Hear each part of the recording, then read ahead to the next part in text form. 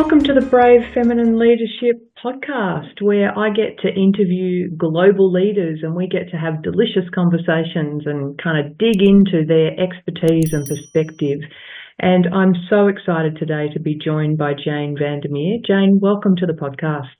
Thank you so much for having me, Melissa. I'm so thrilled to be here. I've listened to your beautiful podcast and watched this extraordinary business that you've built. It's, very inspiring. So thank you, Jane. I'm super excited to get into this conversation as well, and the listeners will find out why shortly. But Jane is an internationally acclaimed personal style expert and the founder of Finesse Your Style.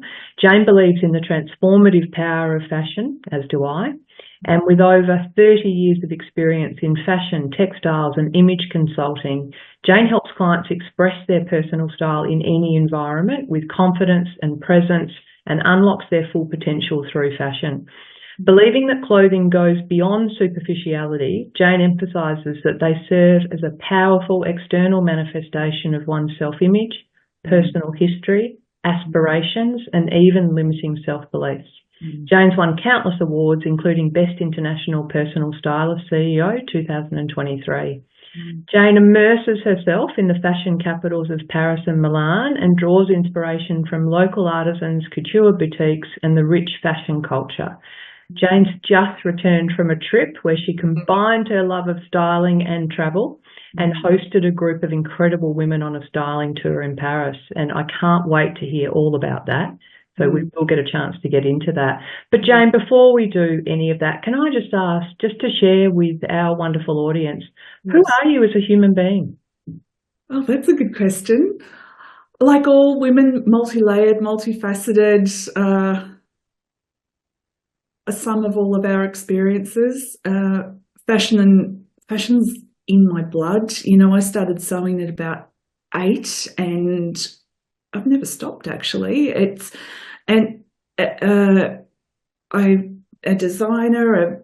I fulfilled different goals. I became a buyer for a long time, and it's that I'm this mix of actually complete naivety and self-belief, which don't always click together, but I do have that somehow. I started my first business at 16. I've continued to do that, and it's been quite great. Like, there was certainly no business plan back then. There was none of the structure. There was just this belief and love, and it's never stopped. As well as this brain of mine, I'm quite lucky that I'm quite creative, but I have got this business brain as well. And then reverse engineer things. I often can look at things from a completely different perspective and then reverse engineer how I make that work. And then I love all things beautiful, all things pretty. There's always flowers in my life somewhere, as you can see in my background and I'm wearing, and so yeah. Gorgeous. We shared notes before we came on, and this is for the people who are listening, not seeing the visuals on this. There was no coordination whatsoever in the fact that your gorgeous flowers match the top that I'm wearing. Yes, love it. Couldn't have planned that better. But we've got it going on. So, Jane, I've obviously had the chance to get to know you over the last couple of years because you reached out very, very early on when I started the podcast, and I know there was a real affinity there across a whole range of different subjects. But one of the things that I just wanted to dive straight into with you, I think fashion can play such an incredibly important part in people's lives, in how they feel, in how they present, how they show up, all those sorts of things. And yet on a number of levels, people dismiss fashion, or they dismiss shopping and fashion and all of those sorts of things. Tell me, what do you say? It's very interesting, isn't it? Like, I think if we think back to the last X amount of years and what happened globally, to me that was a big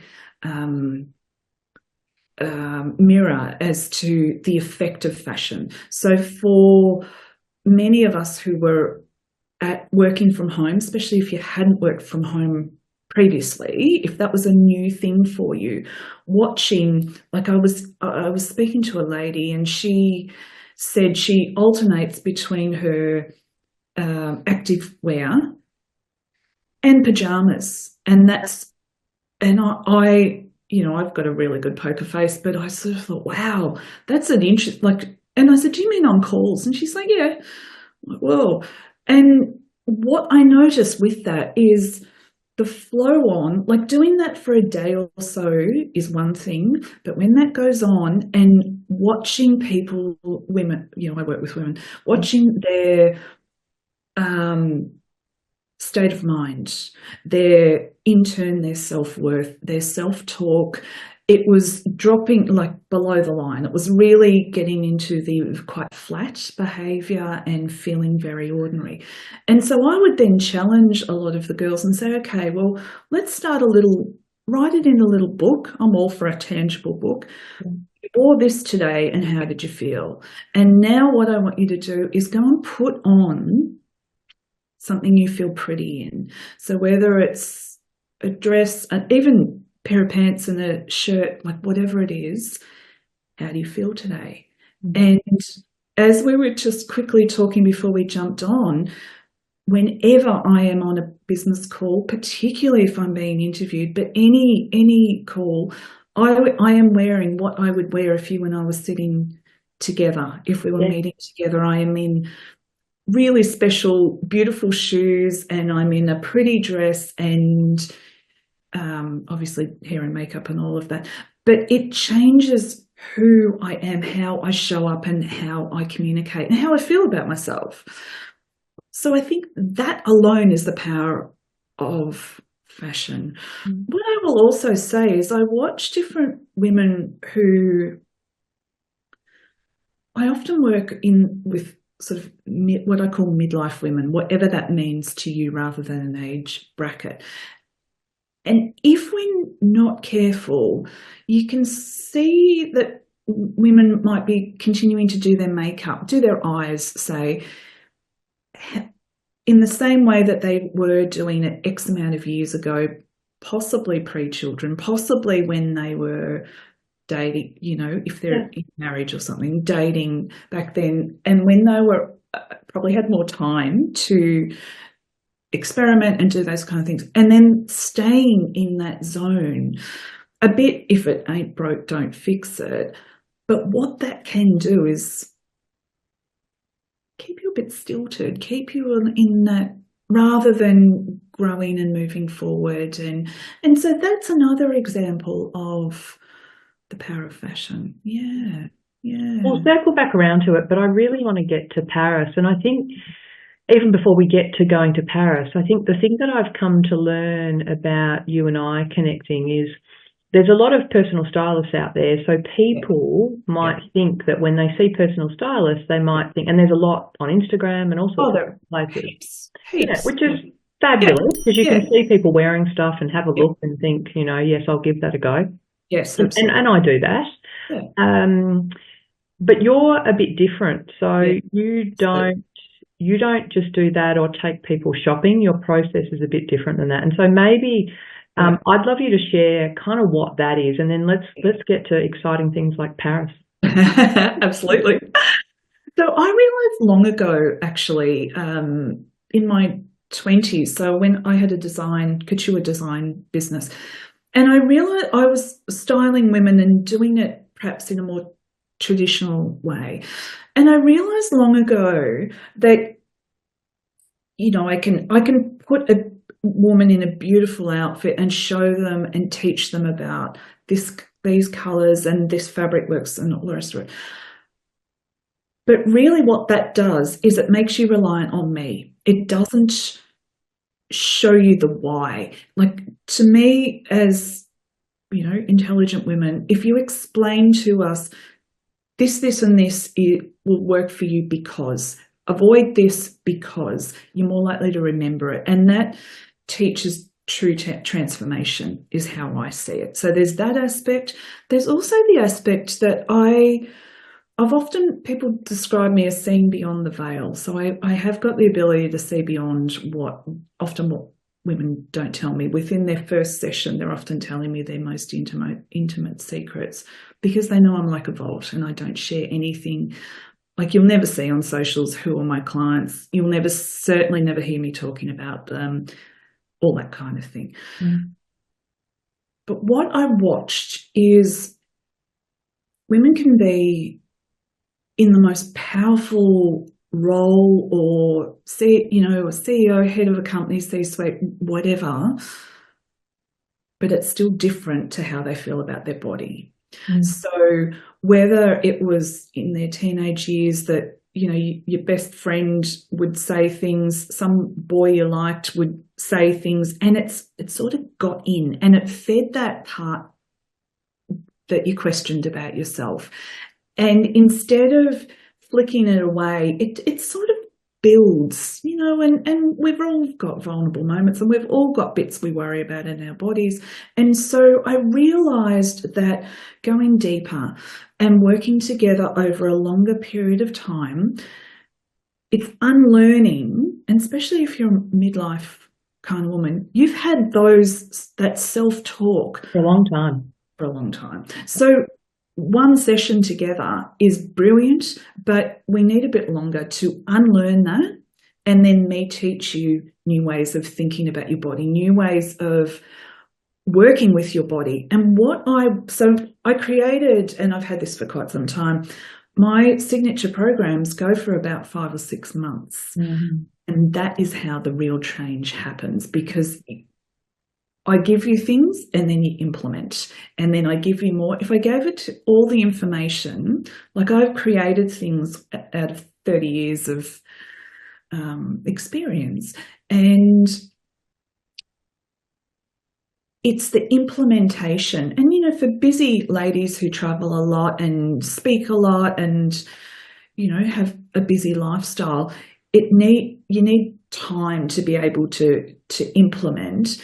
And I watch when at the start, women always open line will tell me everything that's wrong with their body. And I'll always say, yeah, but what about, you've got beautiful skin here, or your eyes are lovely, or you've got lovely thick hair.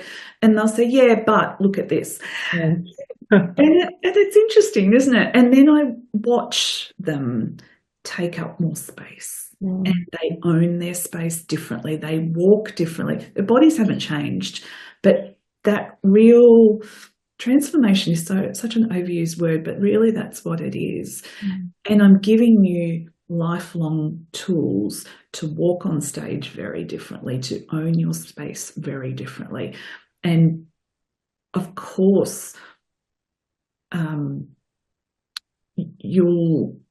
it's like creating your own blueprint that's truly unique and bespoke for you. So it is a very integrative, personalised, high-touch service. So many things you've said I love about that. I mean, one of the things I hear a lot from people, and experience myself, is, well, I'll do it when I exactly lose a bit of weight. I'll do it when I. Yep. One day when I've got the money, or yep. Yeah. All of those things. And it's interesting because you really can use, I think you really can use fashion or clothing to hide. Yep. Or you really can use fashion and clothing to kind of, help in terms of how you show up. Absolutely. Okay. And I would add to that. So if, we've all heard that phrase, that dress like the job you want, not the job you currently have. And I would put, because really it's under the umbrella of self-development or personal development, what I do. And so it's as much as how we show up today on our call together. We are professional, international, global women. And so we always reflect that. We're a walking advertisement of our brand. We take this very seriously. And I would add that when, if you are walking into a boardroom, walking on stage, walking whatever, before you've opened your mouth, if that whole package is truly reflective of that real individuality you have, you've got them. And yet we venture into a really interesting space there, right? Because I wholeheartedly believe that. And you can tell the difference from people shuffling in, trying not to have any attention drawn to them, or people who come in with just a different level of confidence about them and the space they're taking. It's such an interesting thing for me that, you know, we touched on it before about that whole fashion being frivolous, and I shouldn't waste time doing it. And if I'm a really professional senior executive in a business, well, then I don't have time for that. And, you know, I've shared this story with you before, but it's an interesting one to me, where a really senior exec in an organisation in Australia started her own lovely Instagram page of just outfits of the day, impeccably dressed, you know, really invests a lot in it. And it's a core interest and passion and skill of hers. Yes. And yet she was given feedback at work that perhaps she shouldn't do that anymore because it didn't look like she took her role seriously. I mean, it was an outside interest. And it made me reflect on that is one of those things where I think we're still, there's times when we're still not allowing female leaders to take up their full authentic space. I don't think anyone's telling, and my husband's one of the middle-aged men in Lycra, I don't think anyone's telling them they can't post photos of their latest bikes. Fabulous. Love it. Great. Absolutely. Awesome. Yeah. But what's the difference essentially? Why is one judged so negatively, and one, like the husband side, is like, oh great, he's got balance, he's doing his exercise, Why is that? Fascinating? Okay, Paris. So this has been a long time coming. I mean, you've worked with incredible women globally. And last you and I caught up and we shared coffee together. You were telling me about this incredible trip to Paris. You're just back. So take us on this beautiful trip to Paris that you hosted. Yeah, thank you. So it was beautiful. You know, it's a beautiful location, obviously. I decided to create, I call it a retreat. It's a personal styling retreat. I limited it to 8 ladies. So I've always worked globally, well, for many, many years. And so for many ladies, it was, you know, coming from all corners of the world, and we met in Paris. And of course, my clients, because I work one-on-one, none of them knew each other, which is wonderful. And as a little side thing, they ended up in relationships / friendships that they didn't know that they, you know, needed, wanted, and all of the rest. And that lovely opportunity being completely removed from general life, and creativity and ideas flow when we do that.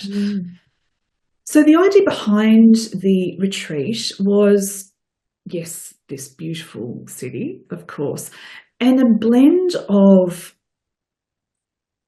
it. Most days I did a little bit of, like, I always come from the space of education, so teaching women about different elements. I had different topics all the time. And, you know, for instance, one that I always talk about is makeup. So makeup for general day-to-day, and then online and on the speakers and all those different, you know, because there's different things to consider. And so when makeup was the topic, we then went to places and I helped them select new makeup, new, you know, lipstick for online, you know, all of those things. And so to have that time one-on-one with me in this amazing time, you know, and for women, whether you have children or not, or a partner or businesses or all the rest of it, it's actually this opportunity to be away from all of that and just be.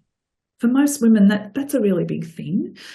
And we did a few interesting things. So we did do a couple of little tours integrated throughout of it. We went out for dinner a number of nights together where we could get dressed up with a lot of the pieces, and then having that time where I would style women. What I would also say is, you know, for those of us, you know, many of us, especially in Australia, we travel quite a lot, which we're very lucky to do so. It's often really hard to know where to go and what to how to shop overseas. Like, even if you go back to the shop you went to once, it can really change, and time can slip away very quickly, and you can spend a lot of time looking around and sort of not find your look, your style. And I must say, I'm very much about not wearing head to toe one brand. I really love blending things and, inexpensive with lovely pieces, and the art of mixing that. So there is a real art to that. So what I did is I went a week earlier, knowing my ladies, and I did all this research so that knowing that when we would go to different places, I'd say, you know what, Melissa, I found this, and this. I think this would be gorgeous on you. And I always will show you what I know and then push you out of your comfort zone a little bit too. Yeah, lovely. Yeah. But, and let you feel a bit uncomfortable. There's no pressure to buy, but usually those pieces are what's, the showstoppers. And so we did holistic. I did shoes and accessories and clothing, and I'm really good at finding different price points. Yeah. So it was a very holistic week. It was really, actually really life-changing for many women. And you don't, correct me if I'm wrong, but, when I see you, you've always got, really, quite lovely, unique pieces on. So, even if I look, and for people who can't see it today, you're in a gorgeous, coming across in the camera, there's a whole mix of greens in there. Yeah, and it's sort of like an ombre. It goes from light to dark. Yeah. Really. And I do like not having pieces that everyone else has. I've always sort of been like that. And and so that's what I was going to say. It's a bit more timeless, I think. Absolutely. Yeah, the sort of approach that I see from you. Yeah. It's so interesting. I mean, this is challenging. I mean, I've just come back from a wonderful girls' weekend. I've got one of my best friends lives interstate, and so 3 of us caught up and had a fabulous weekend. And always at some stage in the weekend, we'll go and have gorgeous lunches, and we'll go, and we'll shop. And I think it's really nice to have each other to kind of bounce those things off. But it's one of my girlfriends said, it's really challenging. I haven't got a daughter to keep me current or to tell me you can't leave the house looking like that. Anyone with a daughter will know what I'm talking about. Yeah. But Jane, that's very valid. Very valid. Because I think to have someone who, like, people often will, give me a nice compliment that I'm very non-judgmental. So to be able to say, you know what, Melissa, actually, what about this shape pants instead of this shape that you're currently wearing? And I'll do it with a lot of kindness, because I don't go the tough love approach. I go kind, because that's what resonates. For you. Yeah. And to have, and I know with daughters they can sometimes be a lot more tough love, and it all varies, but to have someone to keep you a little, up to date. Jeans, for instance, pants and jean shapes, they're the easiest way to look really outdated. I was going to ask you about them, right? Because, we're all hearing we should be going wide-legged, and I know. I'm the first one to say, I put a pair of wide-legged jeans on and they just don't, I don't feel like me in them yet. No, that's a really, really good point. I'm probably, again, one of the few stylists that you'll never hear me say we all need a little black dress, or we all need this, or we all need that. How can all of us, I don't want to be put in a box like that, and women I work with don't either. Those pants are exactly the same. So for me, I'm actually really quite curvy, and so those wide leg, if they're jeans and they're a bit stiffer, I look enormous in them. Yeah, yeah. And I feel like a dag, and I feel like I'm in dress ups. So I'm not going to do it because of all those reasons. And so the right body shape looks really cool in them and really effortless and that kind of thing. I would bring it back to understanding who you are. But there's a fine line too, because if you're still wearing, talking jeans, if you're still wearing jeans that are X amount of years old, that can then date you too. So there is that fine line of looking, I don't know whether ageless is the right word, but current at least, right? Yeah. Is that why activewear is so attractive? Because one pair of leggings is like I mean, it's leggings. easy, isn't it? Activewear. It's funny having, like, I knew I wouldn't see any activewear overseas, and I didn't take mine. You told me that. That's so. What do people get out and walk in the mornings then? They dress up. They dress up, and you wear comfy shoes. Which is what the lady who wears high heels every day of her life. I'm of course wearing flatter shoes. But you don't wear it. You don't wear it. And secretly, I love that. I just because we do it so much here, and look, so do I. I go for a walk, and then you stop for coffee, and you sort of integrate it into general life. And it's comfort. I get that. Yeah. But, an area, I was talking to a lady since I've been back, and she's a speaker and all the things that we've just talked about. She said her gap is when she flies from A to B, and like that, I call it casual luxe area of her wardrobe. Like, actually presenting, she's fine, but it's this more... like what we're talking about, that zone. I think that zone is the hardest to nail, actually. I think it is really hard to look current, look interesting, reflect your personality, be really grounded, really authentic, and comfortable and ready to get off the plane at the other end. You're dashing, and you're perhaps going from A to B to C, and maybe there's a meeting in there. And so that area, I think, is the most interesting, actually, and hard to find. To me, it's all about a great jacket in that department, but not corporate. Yeah. So how long were you in Paris for? How long did the retreat go? It went for 1 week, actually, Sunday to Sunday, which was wonderful. And then, of course, no one wants to leave. And I encouraged a lot of the ladies, if you want to invite your partner, friends, whatever, stay longer. But yes, show them all the secrets we've discovered. That's it. And look, I've been lucky enough to have travelled a lot, so I've got a very extensive fashion little black book, of actually global little black book, but certainly Paris. And so that's a big part of what we're doing together, and sharing those secrets. So next year, you shared with me before, so not just one retreat, you're going to do 2 retreats. I'm going to do 2. So Milan is in May, beautiful Milan. So I actually did pop over to Milan this trip as well, just at the end. So yes, I'll do a week in Milan in May, which will go live shortly, and then Paris in September again. So I love doing what they call the shoulder seasons. So it's spring and autumn, which is a lovely, lovely time to go to Europe. Yeah. What's the difference? Having just been over there in Paris and Milan, if you're talking about, styling or fashion, why would someone who's been to Paris with you say, not just because they want to get more time with you, obviously, but why would they say Milan is the next good place that I should go? What's the difference? Having just been over there in Paris and Milan, if you're talking about, styling or fashion, why would someone who's been to Paris with you say, not just because they want to get more time with you, obviously, but why would they say Milan is the next good place that I should go? Yeah, really good question. I feel there is quite a difference between Italian style and fashion and French style and fashion. Both are beautiful, but there is a difference. It's very interesting. And I was sitting people watching, as I do, watching what everyone's going. And both places, I would say, I loved watching even on Saturday morning when they're out getting locals, getting their groceries.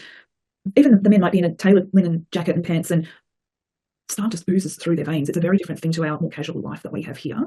I have also gotten, and know of and have found beautiful Italian designers and Milan-based designers that have their core shops there. They might sell in Paris, but it is very iconic to Milan. And so to go to their main boutiques is well worth that trip. Yeah. And seeing that sort of more Italian influence. Really good question. I feel there is quite a difference between Italian style and fashion and French style and fashion. Both are beautiful, but there is a difference. It's very interesting. And I was sitting people watching, as I do, watching what everyone's going. And both places, I would say, I loved watching even on Saturday morning when they're out getting locals, getting their groceries. Even the men might be in a tailored linen jacket and pants, and start just oozes through their veins. It's a very different thing to our more casual life that we have here.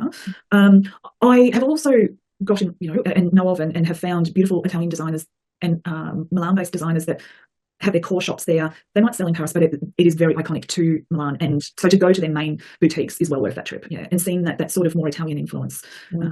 Yeah. I love, we talked before about fashion. And I think it's universal. I think of my husband as an example who he's pretty stylish. He's hard to buy for because he's got definitive opinions about what he likes to wear, and he likes shopping. And so we were lucky enough to go to Paris. I think it was about almost 2 years ago now. Had a little week over there, and he had always admired the suits that Emmanuel Macron wore. So he hunted down, and not expensive. I mean, these are not over-the-top suits, but it's this gorgeous, out-of-the-way tailor that when we went there was jam-packed. And I'm sure that he was probably the 10th person that day who had asked, what's the Emmanuel Macron suit? Oh, wow. Yeah. Because they were good and they were ready to go. I think fashion is important. Absolutely. And as I lose my complete train of thought on what I was going to ask you about there. But I guess let's bring it back, because what I really would love to dig out of you, if it's even possible, is obviously people who have heard Paris and Milan and know that that's what they need right now are going to instantly run to find you at Finesse Your Style, and they're going to work out how they can be part of that. Yeah. And then there's others who might say, well, I might like to find you locally. So they can do all of that. But for the people who, for whatever reason, are not ready to do that yet, are there things that are universal enough that you could share a couple of tips with people? Like, where should people start on this? Yeah, that's a really good question. And I understand that. Look, I really do. People, it's human nature. We want to get a feel for, who I am. So I do have a YouTube channel, but usually every week on LinkedIn, I will drop a little styling video with something that you can take away there and then. It's really practical. Usually goes sort of 4 to 6 minutes. So I try and keep it fairly concise that you can have your morning coffee and watch it. And practical considerations that you could be doing and integrate into your, life. It'll also give you a feel for how I operate and how I work. The other thing is, on my website, so on Finesse Your Style, not far down on the homepage, there is a workshop on there that is a gift, and it's my 7 top points or hints to elevate your presence online, because this screen is our shop window now. This is, if we both had shops, this is our visual merchandising. Whether you work for someone or you work for yourself, we are a walking advertisement of our brand. And so you look at our LinkedIn photo and you want to make sure that that same person turns up on that call, not looking like you're in your dimmy jams and on call. So there's 7 points on there that are implementable immediately. So that's a little gift. If that's of interest, you're very welcome to do that. And often when I'm on calls with women, they're implementing, suddenly they disappear off the screen because they're actually doing it on the fly. So that's great. It's great that it's making such a difference. I do have a YouTube channel, but usually every week on LinkedIn, I will drop a little styling video with something that you can take away there and then. It's really practical. Usually goes sort of 4 to 6 minutes. So I try and keep it fairly concise that you can have your morning coffee and watch it. And practical considerations that you could be doing and integrate into your, life. It'll also give you a feel for how I operate and how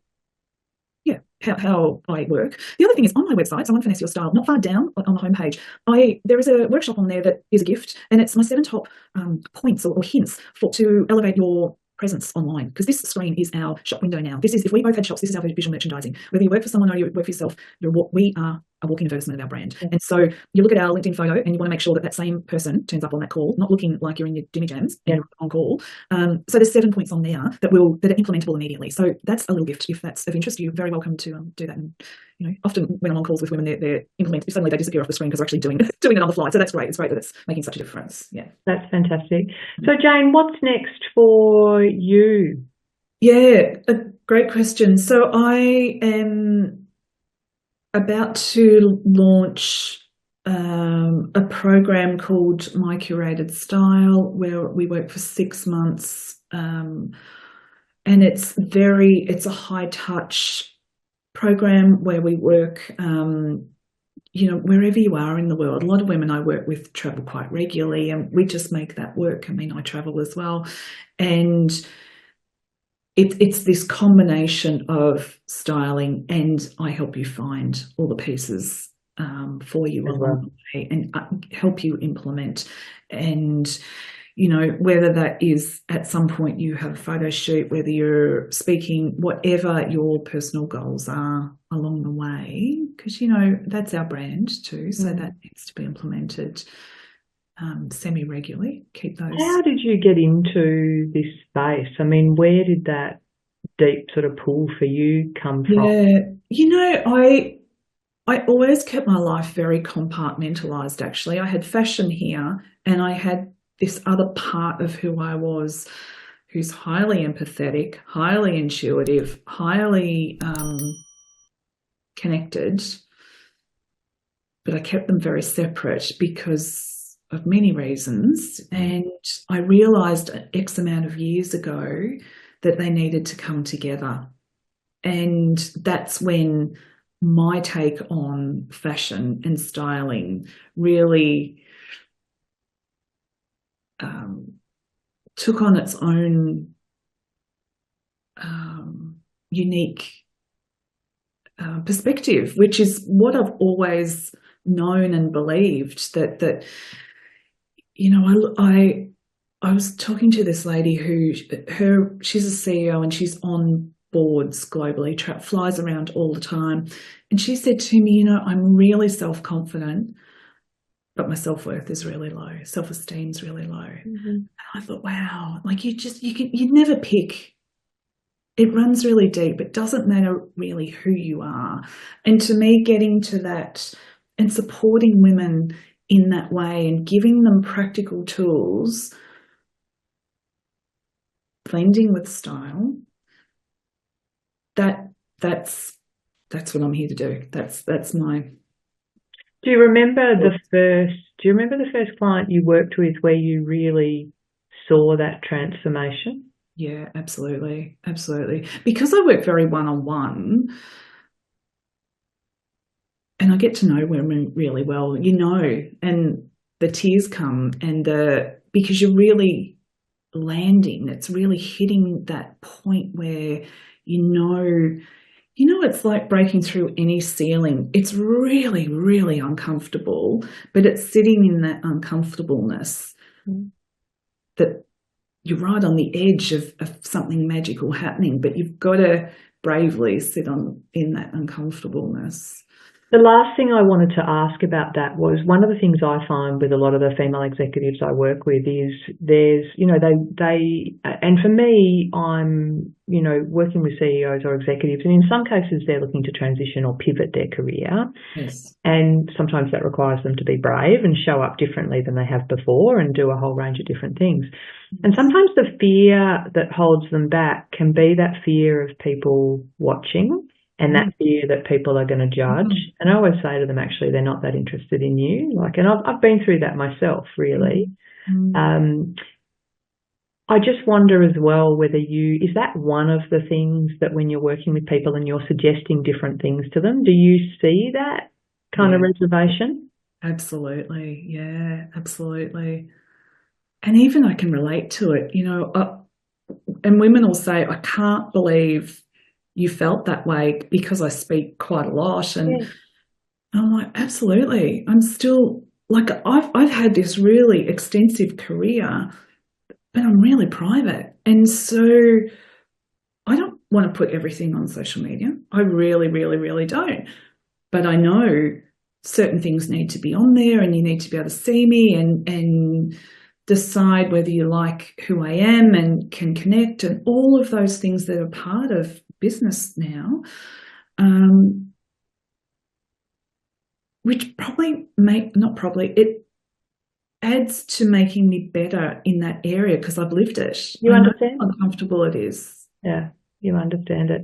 Jane, you're such a warm, wonderful person. And, you know, for the listeners, as I said earlier, we got to know each other a couple of years ago, and, you know, we'll catch up for the odd coffee and keep track of what we're both doing and all those sorts of things. So I can share with the audience that what you're hearing from Jane is exactly the person that, you know, that I've come to know as well. So, Jane, let me ask you the final question that I ask everybody, and that is, from your perspective, what is brave feminine leadership, and do you think it needs to change? Yes, thank you. I absolutely wholeheartedly think we are moving in that direction. But we've still got obviously a fair way to go. To me, it is our feminine innate qualities and strengths. So our intuition, our empathy, our vulnerability, our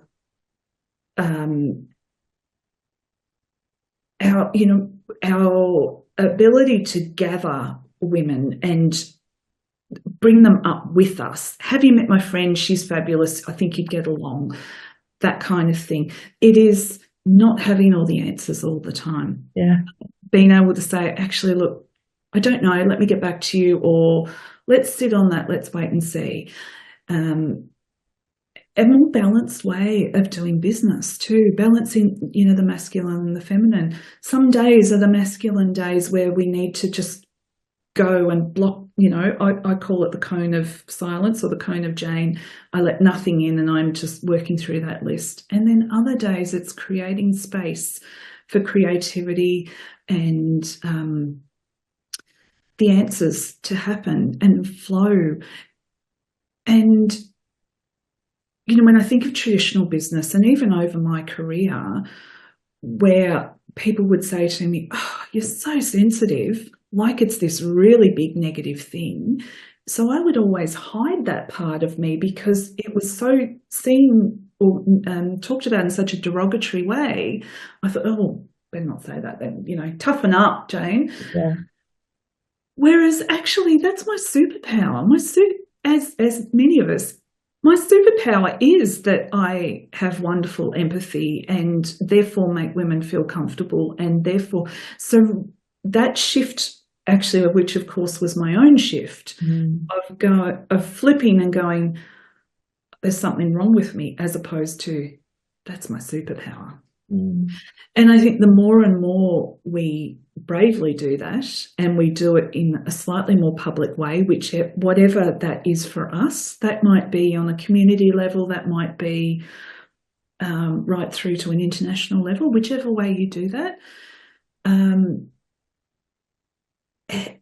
the more and more we do that, and there are more women doing that, and there are wonderful balanced men out there. The men need to be doing that too. Yeah. Wonderful balanced leaders out there as well. But that's where we need to be moving forward, in my view. Yeah. Beautiful. Thank you, Jane. I want to make it easy for people to find you, so I'll make sure in the show notes we've put links so that people can find you. But Jane, thank you so much for joining me this morning. It's been just a wonderful privilege to spend time in your space that is so important for the way that people show up. Thank you so much for having me. It's a delight. I always enjoy my time with you too. You're a great inspiration, and you've always been so practical with how you help your women too. I know that you really change their lives, so thank you.